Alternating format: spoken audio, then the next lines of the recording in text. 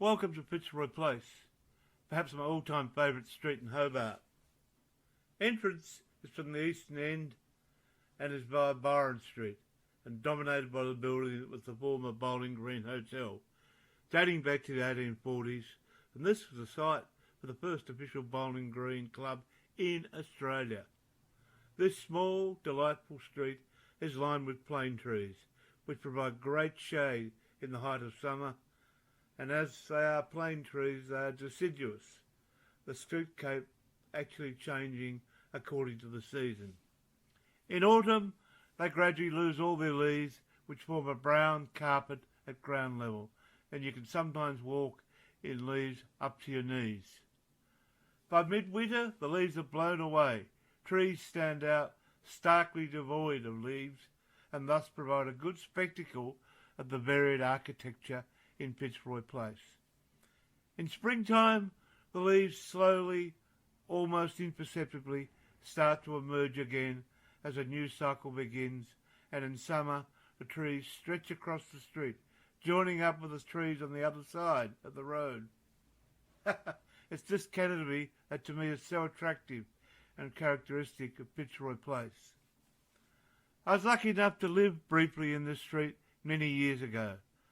Heartening for me as a nostalgia lover, Fitzroy Place still has a public phone box and a post box, and I'm sure I've posted the odd love letter there all those years ago.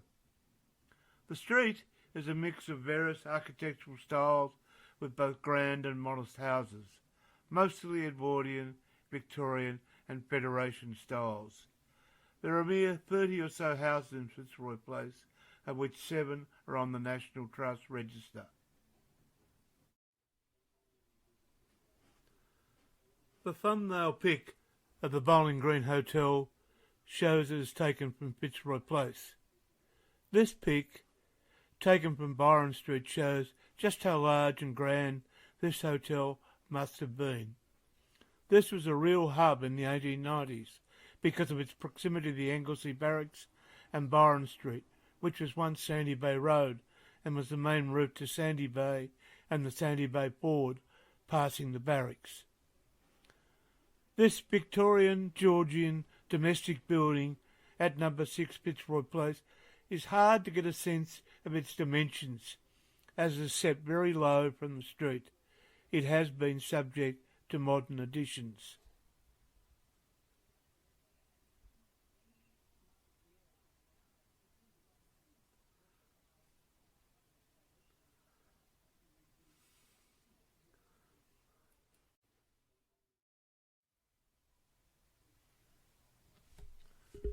This is 10 Fitzroy Place, or as it alternatively is named, Truganini Villa.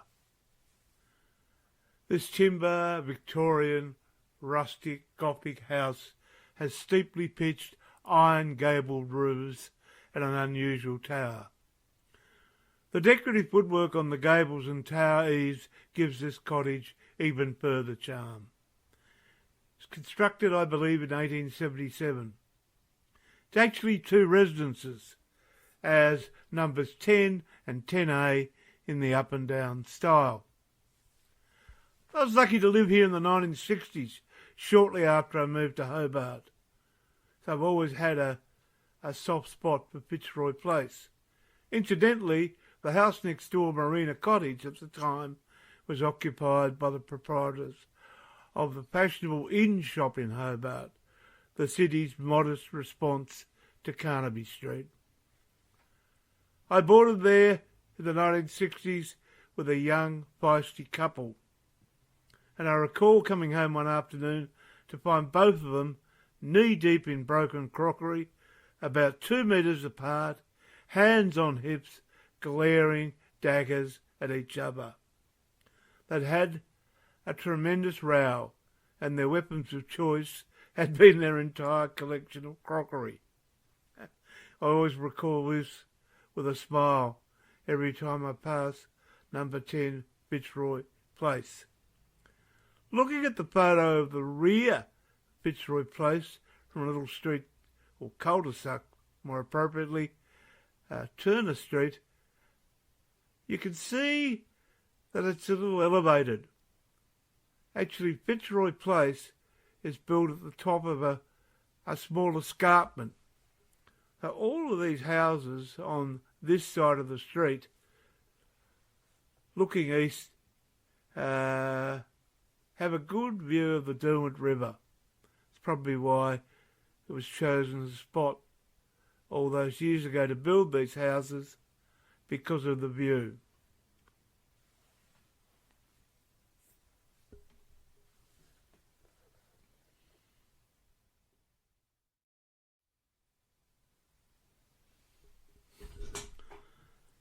Fitzroy Place, or Marina Cottage. This unusual two-storey rendered brick Victorian house with a hip corrugated iron roof and a lovely dormer window stands on the corner of Fitzroy and Turner Street. Turner Street's a funny little cul-de-sac, and it contains a number of colonial working men's cottages. Number 1, Turner Street, is the one I'm showing you. Further along we've got 18 Fitzroy Place, another Victorian building. It's a painted brick domestic building, also with a hip roof. It has 2 nice features. First, a large centrally positioned gabled dormer, and secondly, 2 lovely terracotta chimney outlets sitting on either side of the dormer.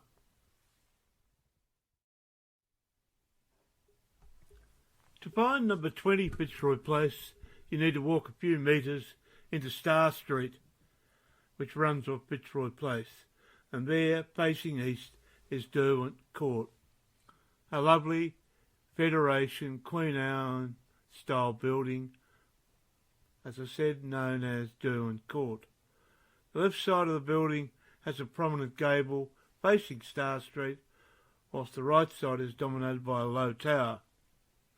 Above the veranda on the ground floor, on the second floor, is a door going out into nowhere really, indicating it probably once had a balcony, making the veranda a non-original feature of the home.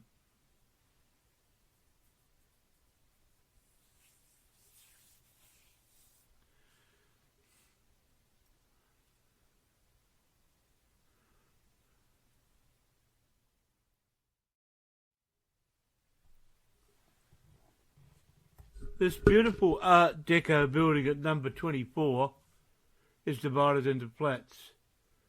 It is known as the P&O subset of Art Deco, and a number of houses around Hobart have been built in this style. Of course, the most notable was the old West Point Hotel.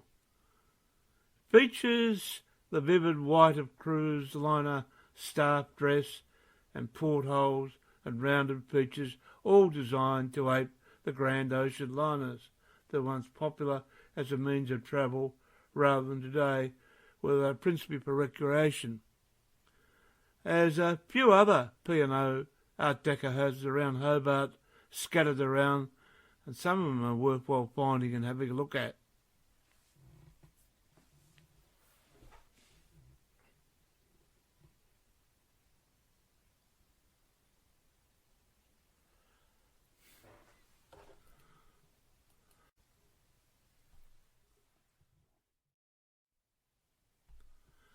Bishop's Court at 26 Fitzroy Place. An interesting building, very, very interesting, particularly in relation to the history of Hobart. Has been until recently the home of the Anglican Bishops of Hobart for well over 100 years. The early part of the main house was designed by Henry Hunter, and the massive Federation extension was by George Fagg. Included as part of the Fagg design works was a separate brick schoolhouse near the rear entry.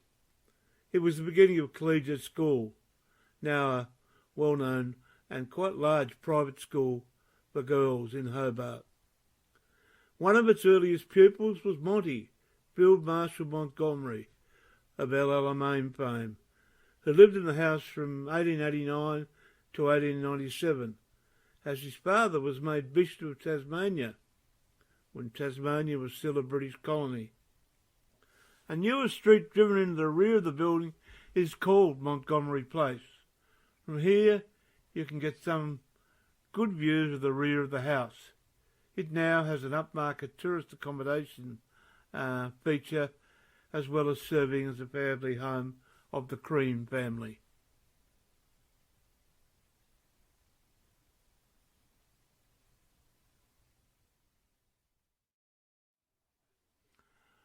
Well, we have completed one side of Fitzroy Place, looking at some of the even-numbered houses.